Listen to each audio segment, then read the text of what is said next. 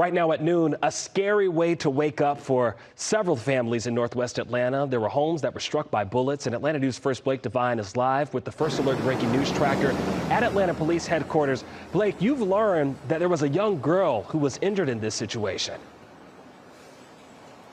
Brooks, that's right. Neighbors in the Center Hill neighborhood were woken up early this morning by the sound of gunshots hitting their homes. A 12-year-old girl was injured, sustaining an injury to her arm after glass shattered from a bullet that struck her bedroom window. This prompting a police investigation.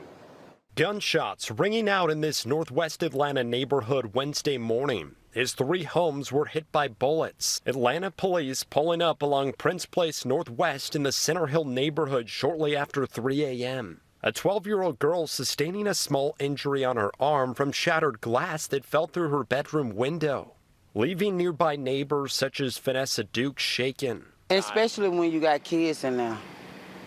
That's where it becomes heartbreaking, when you got kids and then they innocent. Officers canvassing the cul-de-sac for hours, collecting bullet shell casings. Shattered glass littered the driveway. Bullet holes sprayed sporadically on the outer walls, windows, and that white Range Rover. Duke's in disbelief that this happened, confused why anyone would want to shoot these homes full of families. I mean, this time of night, this time of morning, just right there when they could have shot their lady house, or they could have shot that in the house on the block, but they chose that one.